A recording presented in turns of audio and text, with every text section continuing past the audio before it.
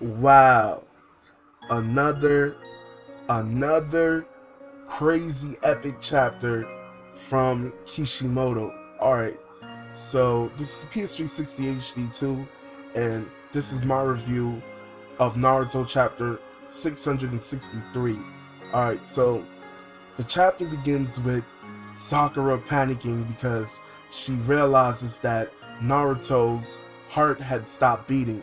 So she starts performing a surgery on Naruto and starts massaging his heart, which is pretty gruesome. But you have to give Sakura some credit here. Like, she's showing her medical skills, and to me, it was very impressive how she just cut Naruto open like that and started massaging his heart. So yeah, Gata informs her that the reason her medical ninjutsu isn't working is because they removed the Kyuubi out of Naruto.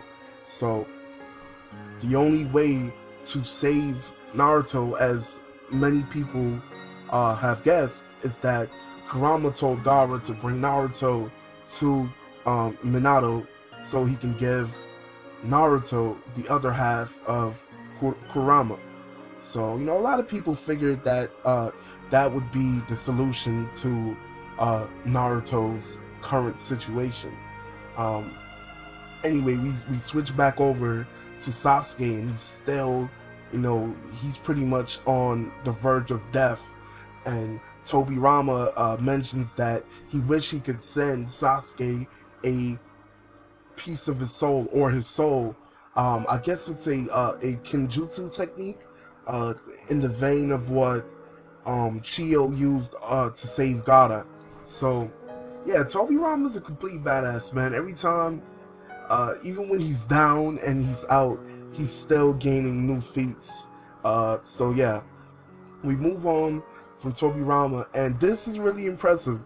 To me, this is one of the most impressive parts about this chapter.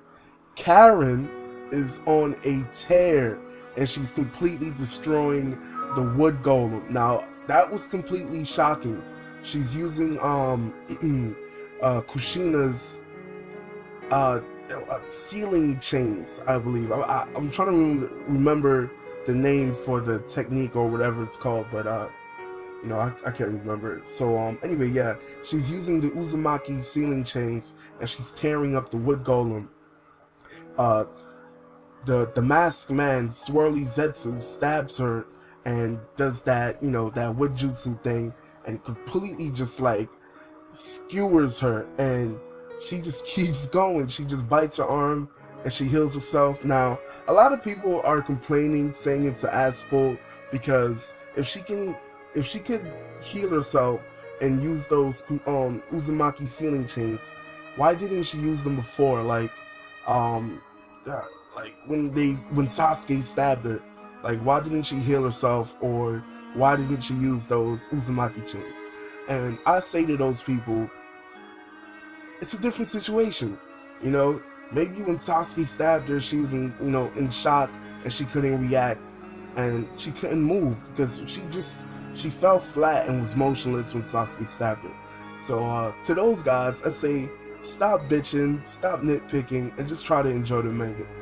Um, anyway, yeah, Suigetsu uh flies up and does his little water gun torpedo thing, and he blasts the Swirly Zetsu's mask off, and we see there's a person inside, which is at this point is almost 100% guaranteed it's Yamato.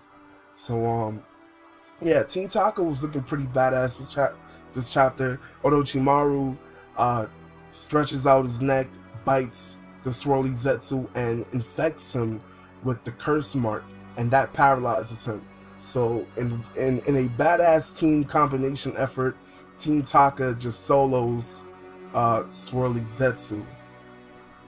Anyway, the most badass part of the chapter, the most badass part, Madara summons the Jubi, and he absorbs him, and he becomes the Jubi Jinchuriki, and he looks completely bad ass. What do we get? He has crazy white hair, crazy epic white hair. He has a flash headband. That flash headband is kind of badass. He has a epic pimp coat. Like, come on. That coat is completely pimp and just completely fly swag. He just looks way more regal and elegant, way more than Obito. Obito's transformation, it looked more raw, it looked more animalistic. He looked more beast-like.